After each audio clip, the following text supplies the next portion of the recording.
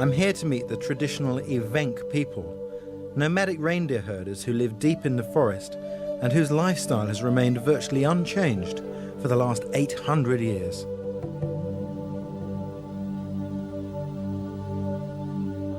They live in family groups or brigades, and I'll be spending the next 12 days with the Brigade Gaiulski in their traditional chums or teepees.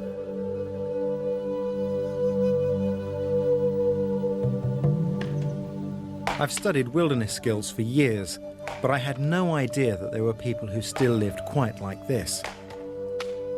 There are only 6 Evenk brigades left in all of Siberia. Wild reindeer are the center of their lives, providing transport, milk, clothing, and most of their food. I've come here to learn the skills that enable the Evenk people to live and flourish in this huge, harsh, and barren land.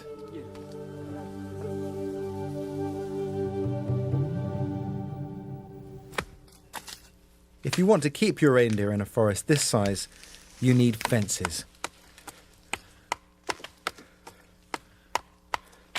These fences are very, very simple, and they go up incredibly quickly. In fact, I don't think I've ever seen a fence made so fast. I'm having trouble keeping up with them.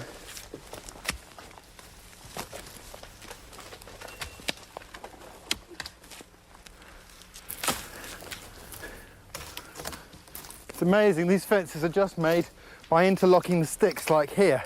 There are no holes dug because the ground's soft and there's no need for any nails.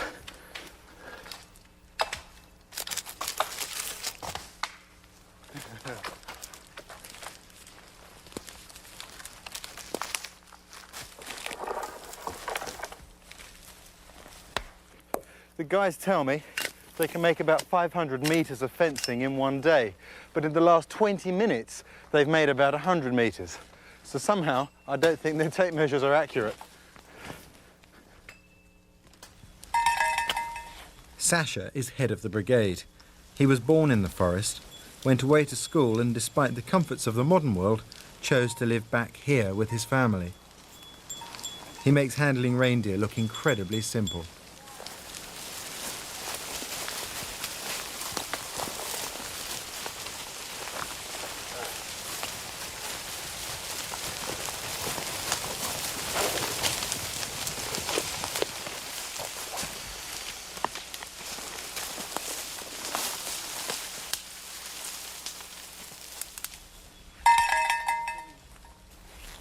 Sasha thought I should give it a try, but maybe a moving target was asking too much. So like the Evenk children, I started on a standing tree. Surely it couldn't be too hard. In fact, even coiling the rope correctly was pretty tricky.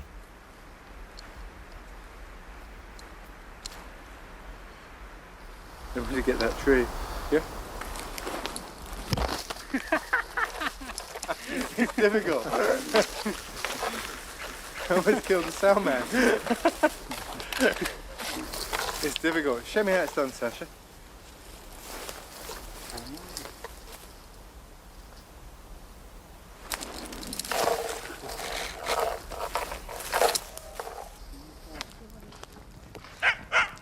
Evenk skills may look easy, but in fact they're incredibly precise. A swift knife through the spinal cord brings instant death for the reindeer.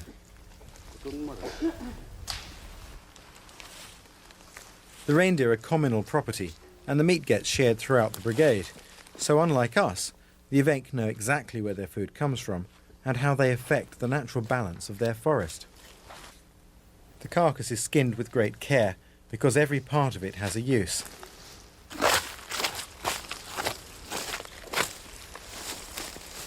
The Evenk rely almost solely upon reindeer for their meat, and the reason for that is the calorific value. This leg of meat, for example, will keep one person alive for 4 days. But if you were to try and live on plants, like this edible lichen, you'd have a bit of a problem. There's 6 kilograms here, and that's just 1 day's worth of food, and it would be a bit of a mouthful.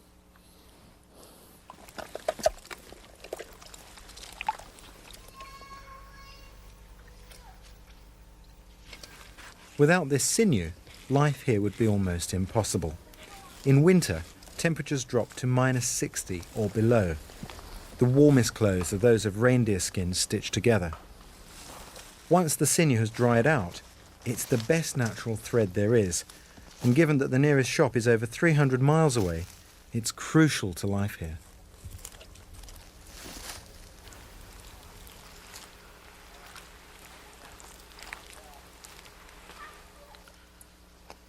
If you're wondering what they use these entrails for, we had soup for lunch.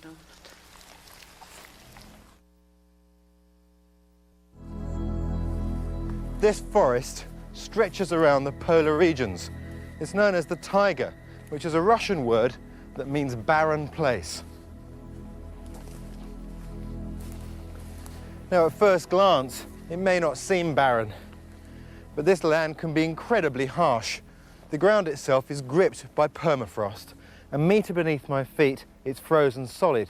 And all of these trees are much older than they seem.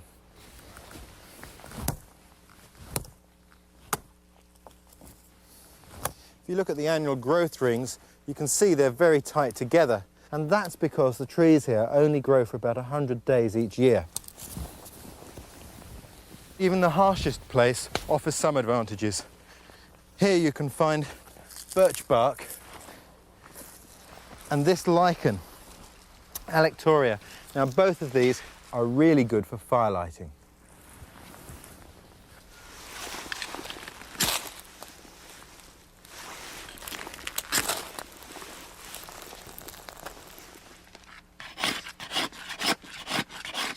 Siberia is one of the coldest places on Earth, so after fire, the next vital survival tool is winter clothing. Anna's scraping away the inner layer of this reindeer skin. It may look like paper, but it's as tough as iron, and having the right tool makes all the difference.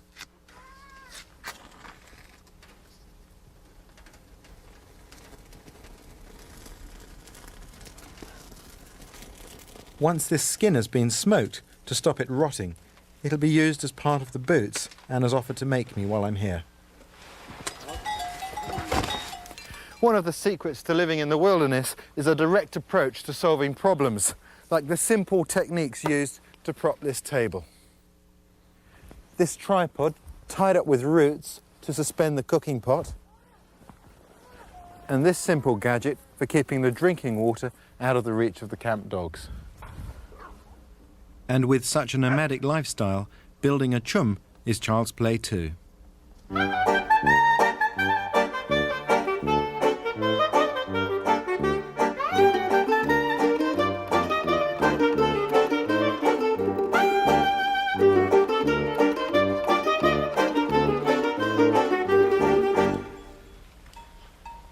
The Evenk are nomadic, basically because their reindeer eat everything in sight. Like all grazing animals, reindeer need careful management. They eat lichen, which grows incredibly slowly. The Evenk are masters at knowing just when to move their herds on. Leave it too late, and the lichen will be overgrazed for the next season. One of the facts of life for any nomad is the need to be virtually self-sufficient, able to make everything you need from the forest itself.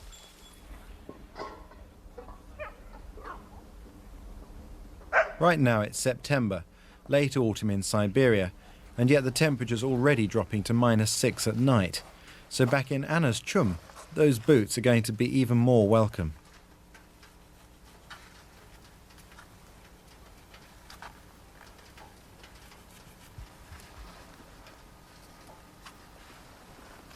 This is the most amazing shoe fitting I've ever had.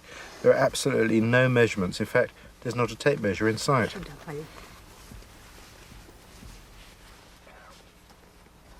Like Arkady and his basket, Anna has no pattern to work from. and this is a more complicated design. Her knowledge has been handed down through generations of Evenk, and now she's the best bootmaker in the brigade.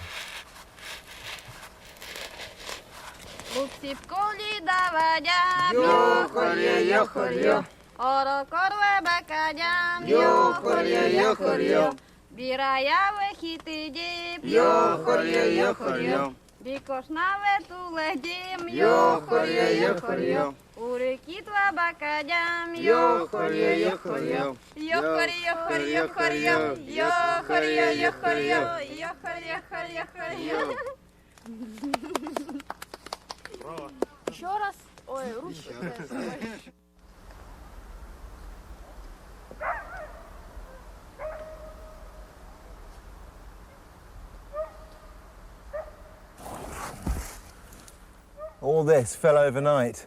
The weather here changes quickly, and this is the first sign that winter's about to arrive. In a few weeks' time, the temperature could drop as low as 70 degrees below. I think it's time I lit the fire.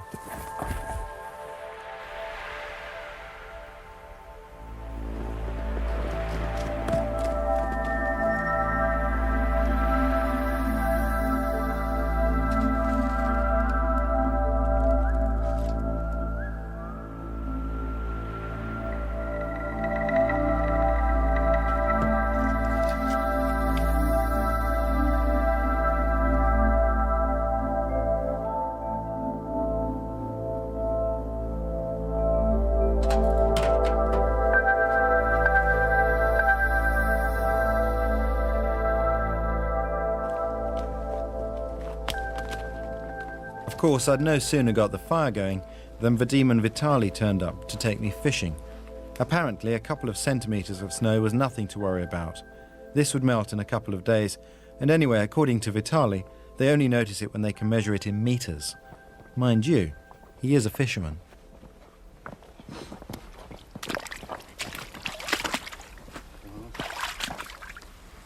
There's no way I'm getting on that raft. In fact, the guys reckon that if I did, I'd sink it. But twice a day they go out on that to check their nets. And of course a net is a more reliable way of catching fish than a hook. This water is so cold that if they fell in, they'd only have a couple of minutes to get to shore before hypothermia killed them. They told me afterwards that neither of them can swim. It's always too cold to learn.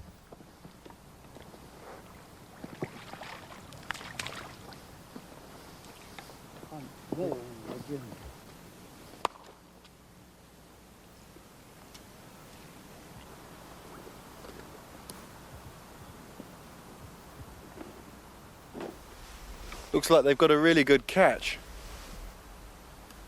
The fish are a valuable supplement to the brigade's diet and do make a change from reindeer. And like so many of Siberia's resources, the Evenk don't seem to make even a dent in the stocks. But then with only one person for every 600 square kilometres, that's not surprising. Good catch. Хорошо?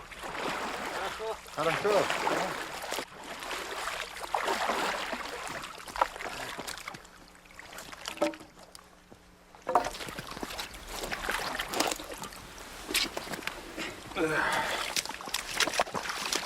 Let's have a look. Wow, that's incredible. Look, this bag is absolutely stuffed full of pike. Food in there for the family and their dogs for the next few days to come, I'd reckon. Brilliant. These are definitely the guys to go fishing with.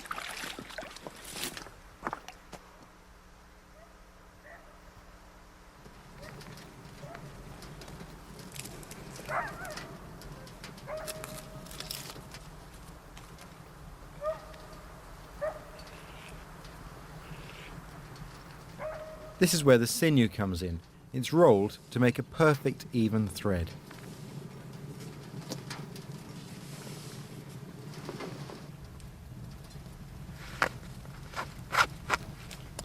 Anna has had 5 children in the forest, and 4 of them still live here. She's made boots for all of them.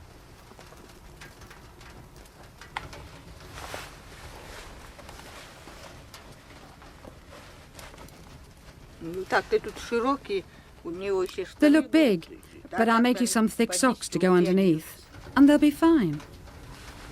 Ну все. Ja.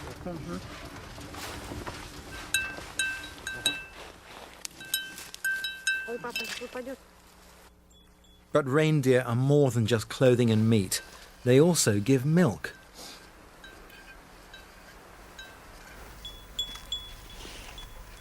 The Evenk have tamed these reindeer. I was supposed to be having a go at milking this one, but it seems to have gone on a sit-down strike. Still, it's making the perfect playmate for young Volusia.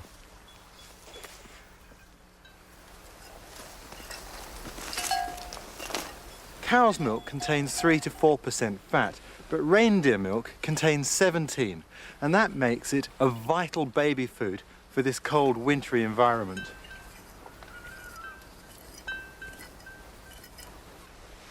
Wow. Not as much as you'd get out of a cow, but milk nonetheless. I wonder what it tastes like. God, it's really rich and creamy. That'd be wonderful in coffee. I'm sure. Спасибо.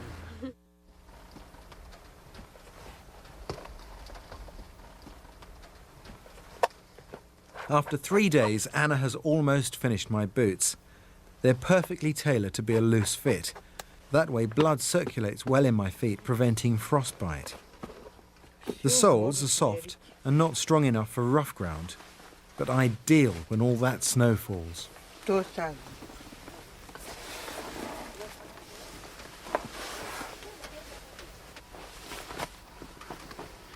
There we go, they're finished. Each boot is made from about 28 separate pieces of fur. That's an awful lot of stitching. And now they have to have fur socks made before they can be used in the cold. But when they are finished, you can wear these in temperatures 60 degrees below. Thank you. Spasiba. Очень хорошо. They're good boots. Valuable too.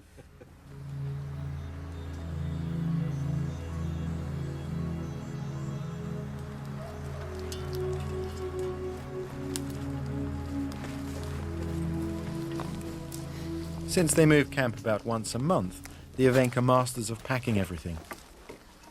They did this in under an hour from start to finish, and they packed the children too. This is the Evenk version of a disposable nappy for the twins Alec and Misha.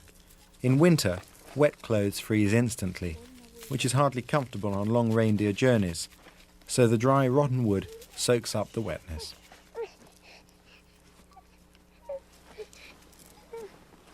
When they were children, Sergei and Valya used to travel in these very cradles, just as their twins do today.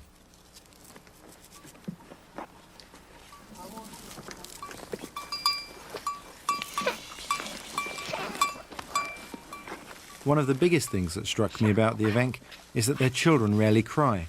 They're incredibly content. But what do they do if anyone gets sick?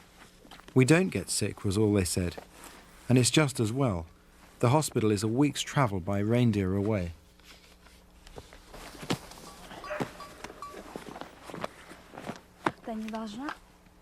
Misha is totally immobile in his cradle. That hoop over his face acts as a kind of roll bar in case he falls off the reindeer.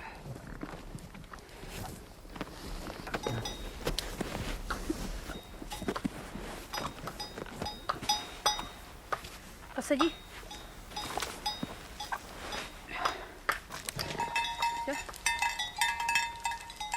There are no roads here, only tracks that Evenk families have ridden for generations. They have no idea of distance, but they love to travel. In fact, there's an Evenk saying that the best thing in life is living for the next place.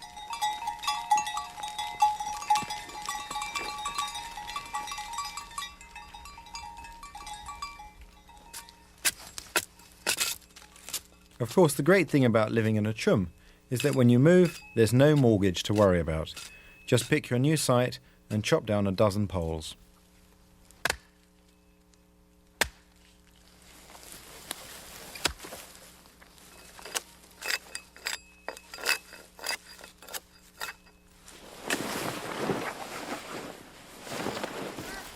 These are the only 3 poles to be tied together.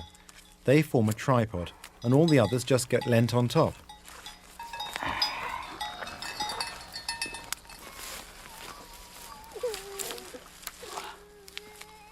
Since Siberia got its market economy, life has become harder for the Evenk. Under the communist regime, helicopters flew in every week, and the Evenk could send furs and pelts to the local town to sell, buying tools and summer clothes with the money they made. Then the helicopters were free. Now they have to pay, and the flights are hugely expensive.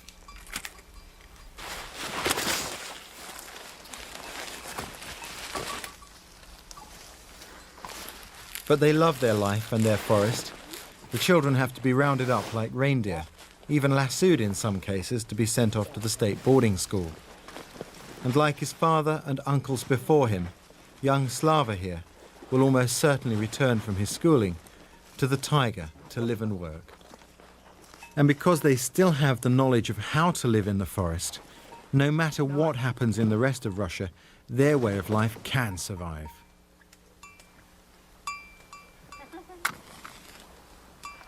I've learned some great skills during my time here, but the best thing I have seen is a great sense of peace and well-being. The Evenk have chosen this life and make it a happy place to be, this taiga of theirs.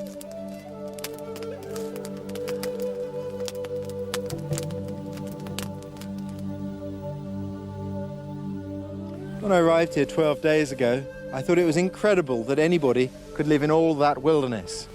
And yet, what the Evenk have shown me is not only can you live here, but you can actually enjoy your life in the forest.